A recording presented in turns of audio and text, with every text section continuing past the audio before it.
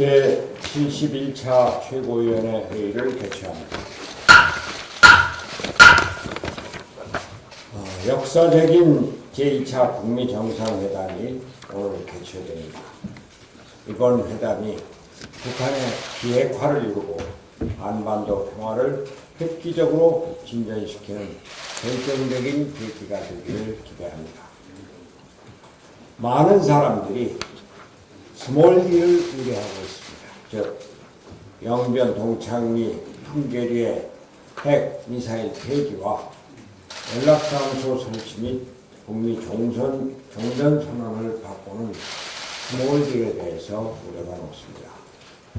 우리는 이번 회담으로 북한은 핵을 완전히 폐기하고 미국은 평화체제 구축과 대북 제재 해제와 경제협력을 보장하는 빅딜을 성사시켜서 동북아 평화의 새 시대를 여는 역사적인 사건으로 기록되기를 기대합니다. 김정은이 내 아이들이 핵을 지고 평생 살아가길 원하지 않는다고 말했듯이 대한민국 국민들도 머리 위에 핵을 이고 사는 불안한 한반도가 되기를 원하지 않고 있습니다. 한반도가 핵 없는 평화로운 체제가 되어서 남북의 교류 협력을 통해서 동북아의 새로운 공동체를 이루고 함께 번영하게 되기를 기원합니다. 어제는 한국무역협회에 다녀왔습니다. 경제 현장의 목소리를 직접 듣기 위한 일련의 경제 현장 방문이었습니다. 김영주 회장은 물론 대원사 대표들이 간절한 마음을 담아서 여러 가지 말씀을 했습니다. 결론부터 말씀드리면 수출이 어려워졌다. 급격한 최저임금 인상, 근로시간 단축 때문에 힘들다. 규제 완화해달라. 이렇게 요약할 수가 있습니다. 잘 아시는 바와 같이 작년에 6천억 불 수출 최고를 달성했지만 금년 들어서 1월에는 14.6%가 감소하고 2월에는 11.1%가 감소했습니다. 관세청에 따르면 3개월 연속으로 수출입 하락세가 계속되면서 무역 수지가 7년 만에 적자로 돌아설 가능성이 있다고 예측하고 있습니다. 크게는 반도체 가격 하락에 영향이 있다고 하지만 역시 우리나라 주력 산업에 커다란 위기가 다가오고 있는 것입니다. 수출로 먹고 사는 우리나라 경제에 위기가 크게 다가오고 있는 것입니다.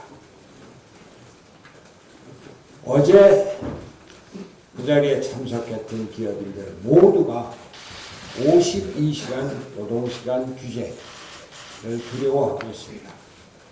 선택적 근로시간제, 즉 탄력 근로제 기간 확대를 원하고 있습니다. 최근 들어서 문재인 정부가 경제인들을 다각적으로 만나고 친기업적인 행태를 보이고 있지만 구체적인 답변은 여전치 않고 있고 경제정책의 기조는 계속 유지하겠다고 말하고 있습니다. 기업은 여전히 정부를 무서워하고 있습니다.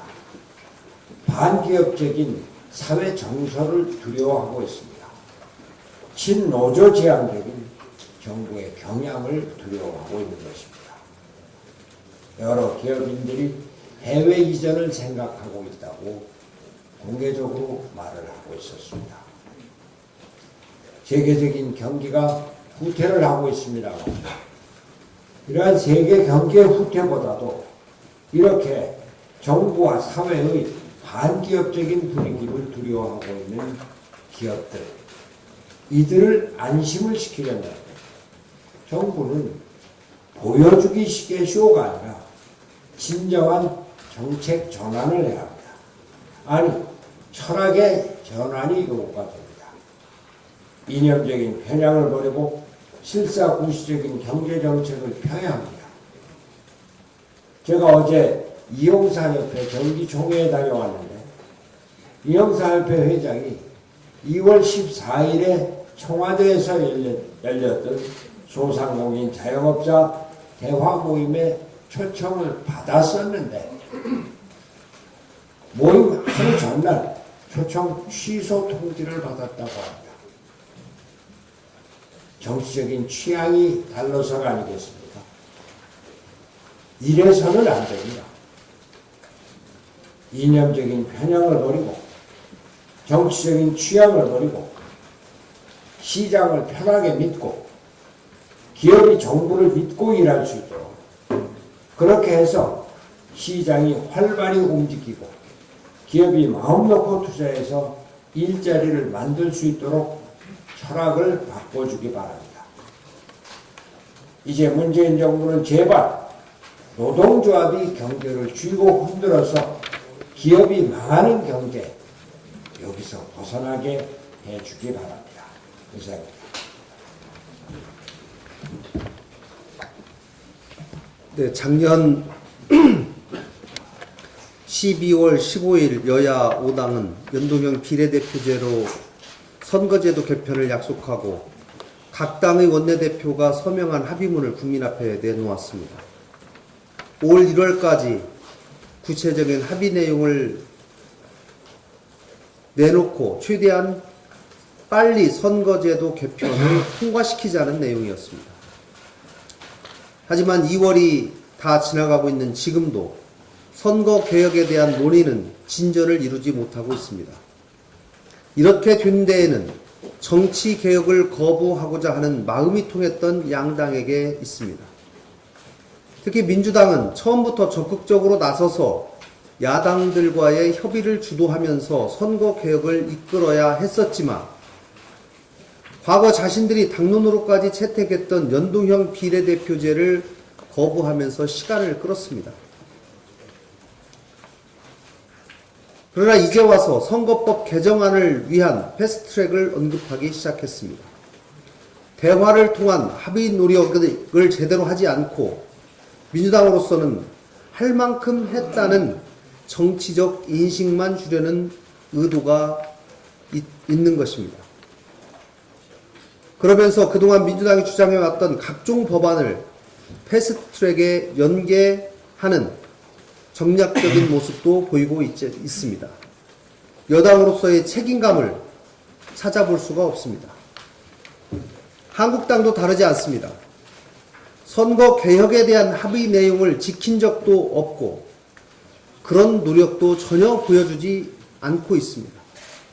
한국당 자체의 선거제 방안을 내놓지도 않으면서 다른 당의 방식만 비판하면서 노골적으로 시간을 끌어왔습니다. 최근 여야에서 패스트트랙을 언급하기 시작한 것은 선거 개혁을 회피하려는 이러한 한국당의 자세가 초래한 것입니다. 그런 한국당이 선거법에 대한 여야 합의만을 계속 주장하는 것은 모순의 극치입니다. 선거법 개정은 여야 합의로 진행되는 것이 옳습니다. 바른미래당은 이 점을 누차 강조해 왔습니다. 그러나 선거구 획정을 위한 법정 시한이 지났고 다음 총선과 관련된 일정, 선거제 논의에 소극적인 한국당의 입장 등을 종합적으로 고려한다면 패스트트랙 안건 지정을 생각하지 않을 수 없는 시기가 되었습니다. 지금이라도 양당은 연동형 비례대표제로 선거제 개편이 되도록 적극적인 의지와 성의를 갖고 협상에 나설 것을 요청합니다. 늦어도 다음 주 내에는 구체적인 합의가 나와야 합니다. 거대 양당의 결단이 있다면 충분히 가능한 일입니다. 만약 양당의 노력이 보이지 않고 최종 합의가 늦어지게 되면 바른미래당은 마지막 결단을 할 수밖에 없다는 점을 말씀드립니다. 임시국회 소집 요구를 국회 정상화 주장을 제가 1월부터 2월까지 거의 하루도 빠지지 않고 하고 있습니다. 그럼에도 불구하고 민주당과 한국당은 국회를 철저하게 외면하고 있습니다. 서로가 서로에게 책임을 떠넘기면서 설전만 오갈 뿐 국회를 열기 위한 진정 어린 노력을 전혀 보여주지 않고 있습니다. 양당은 어떻게 그리도 똑같이 정쟁에만 몰두하면서 민생을 외면하는지 같은 국회의 일원으로서 국민 앞에 고개를 들 수가 없습니다.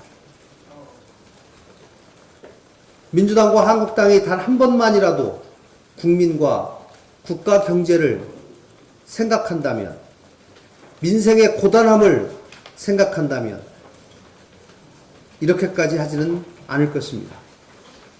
바른미래당은 국회 소집을 위해 양당에게 현실적이고 효과적인 중재안을 이미 충분히 수차례 제시했습니다. 이제는 민주당과 한국당이 결단해야 합니다. 더 이상 민생과 국가 경제를 내팽개쳐서는 안 됩니다. 다음 주에 3월 임시국회가 열릴 수 있도록 양당의 전향적인 자세와 결정을 다시 한번 촉구합니다. 이상입니다.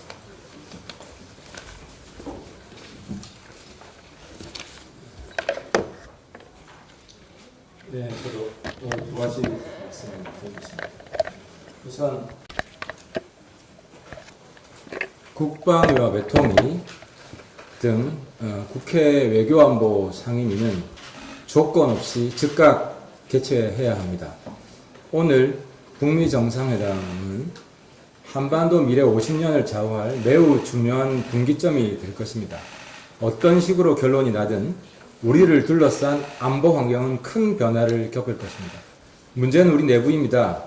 한반도의 미래를 좌우할 중차대한 사건이 진행 중이지만 국회는 2개월째 열리지 않고 있습니다. 여야 정치권에 당부합니다. 국회 보이콧 중단하고 당장 문을 열어야 합니다. 적어도 제가 속한 국방위와 외통위를 중심으로 한 외교안보 상임위는 당장 열어서 북미 정상회담 결과에 대한 분석과 대응을 고민해야 합니다. 정치권이 외교안보 문제에 있어서 어떻게 하나가 될 것인지 국민들에게 그 대책을 내어놓아야 합니다.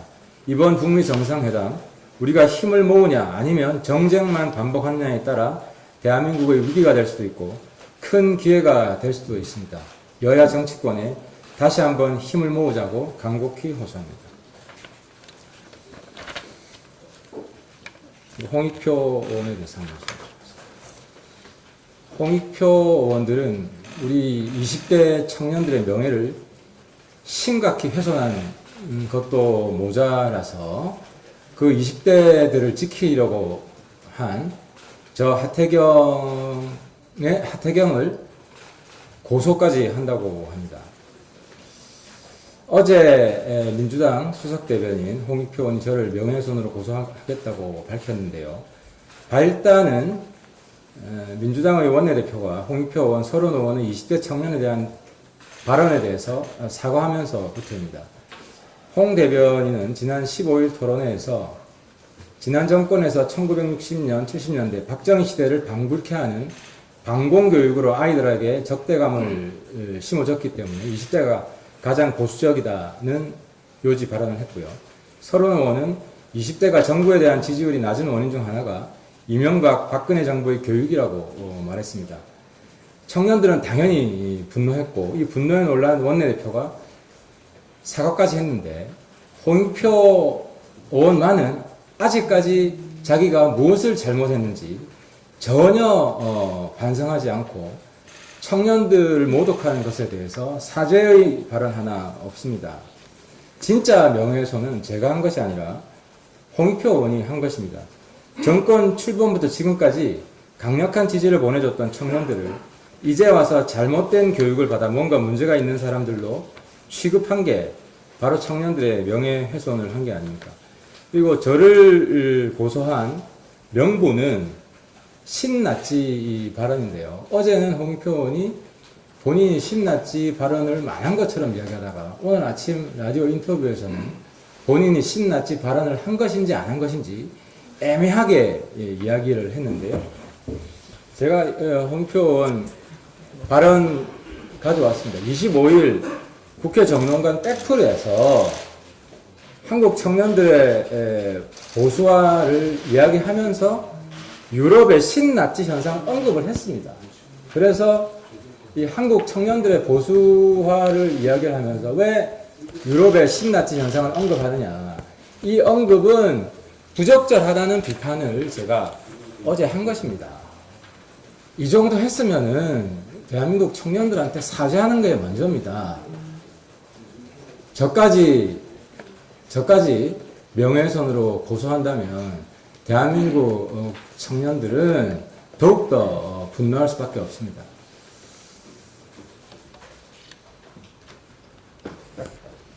네. 숫자는 거짓말을 하지 않습니다. 다만 숫자를 만드는 사람이 거짓말을 할 뿐입니다. 작년 5월 통계청 가계소득 동향 발표에서 소득 하위 20% 소득 역대 최고치 감소, 양극화 지수 사상 최악으로 해석되는 통계가 나왔고, 이는 우리 정부를 곤혹스럽게 만들었습니다. 문재인 대통령은 정권을 가장 아프게 하는 통계를 아프게 듣고 경제 정책을 개선할 생각은 하지 않고 정직하게 국민에게 통계치를 전달한 황수경 통계청장을 경질했습니다. 그리고 이들 정책의 긍정적 효과가 90% 이상이라고 강조했었습니다. 대통령에게 긍정 효과 90% 통계를 만들어준 사람이 지금의 강신욱 통계청장입니다. 작년 1분기 가계소득 동향 자료 분석해서 대통령의 입맛에 맞는 자료를 대령했습니다. 그리고 통계청장이 되었습니다. 그런 그도 추락하는 숫자는 막지 못했습니다. 지난번 4분기 하위 20% 근로소득이 전년 동기 대비 17.7% 하락했고 빈부 격차는 더 심해졌습니다. 며칠 전 강신욱 청장은 한국 경제가 2017년 2, 3분기에 정점을 찍고 지금 하강 국면이라고 했습니다. 2017년 하강 국면을 왜 이제서야 얘기합니까? 경제 지표가 나빠진 것이 소주성 효과 때문인지는 통계적으로 파악하기 힘들다고 하고, 소득 양극화가 악화되었지만 정부 정책으로 더 나빠질 수 있는 것을 줄인 측면도 있다고 했습니다. 다음 인사 때 잘릴까봐 립서비스로 하는 말로 들립니다. 그러면 그때 어떻게 분석해서 소득주도 성장과 최저임금 정책의 긍정효과가 90% 이상으로 나왔습니까? 근데 지금은 왜 파악하기가 힘듭니까? 일자리를 잃어 월급을 받지 못하는 사람이 많아졌고 자영업자들이 어려워졌기 때문이라고 숫자가 말하고 있는데 어떻게 정부 정책이 더 나빠질 것을 줄였다고 말할 수가 있습니까? 강신욱 청장은 그런 식의 분석을 하려면 옷을 벗으십시오. 대통령이 그때 청장을 교체할 것이 아니라 현실을 직시하고 정책을 전환했더라면 지금의 참사를 맞지는 않았을 겁니다. 이번에도 관계장관회의에서는 원인을 고령 가구 증가를 분배 악화로 꼽았는데 정부의 정책 회피를 책임을 회피하고자 하는 이런 식의 인식이 정말 문제입니다. 개선의 첫걸음은 나쁜 데이터나 지표를 인정하는 것입니다. 연이어 나쁜 성적표를 받고도 공부 방법을 못 바꾸면 성적은 계속 떨어질 수밖에 없습니다. 지금은 소득주도 성장 정책이 생각대로 제대로 작동하지 않는다는 것을 시인하고 우리 당의 주장대로 내년 최저임금이라도 동결하겠다고 말할 때입니다. 감사합니다.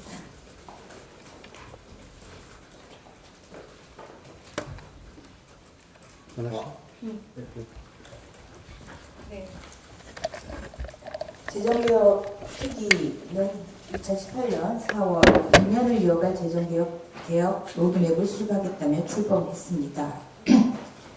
요란하게 출발했습니다.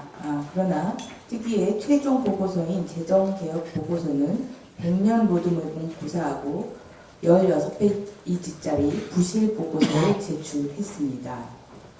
언론에서는 이번 보고서에 대해서 반쪽짜리 용두삼이라는 평을 내놓고 있고 학계와 전문가 역시 중장기 국민 조세 부담률에 대한 목표도 없고 일부 세목만 부분적으로 다룬 데다 복지 재정의 핵심인 사회보험료 분야는 다루지도 않았다. 또 정부가 혁신적 포용국가를 내걸었고 그를 위해 장기적인 개혁 방향을 제시하는 것이 원래 목적일진데 제시된 방안은 그에 전혀 미치지 못했다고 호평했습니다. 실제 보고서 내용은 애매모호하고 공정과세와 세입하충 등 재정개혁 방안은 빠져 있으며 고가 1주택 공제율 축소와 공립 경유세 인상의 내용만 남아 있습니다. 이 보고서는 잘 평가해줘야 부동산 세제 개편안 내지는 미세먼지 대책 보고서 수준입니다. 재정특위는 저출산 고령화 복지 확대의 정책 방향에 맞춰 반드시 필요한 세입 기반 확충에 대해서 국민 공감대 형성이 필요하다며 한 발 빼는 무책임한 결과를 내놓았습니다. 소득공제 축소와 같은 민감한 주제를 다루기는커녕 조세재정연구원이 지난 20일 열기로 했던 소득주도 성장과 공정경제를 위한 소득세 공제체계 개편 방향 토론에도 소리 소문 없이 취소되었습니다. 이런 재정개혁 특위는 지난해 그리고 올해 20억의 예산이 투입되었습니다.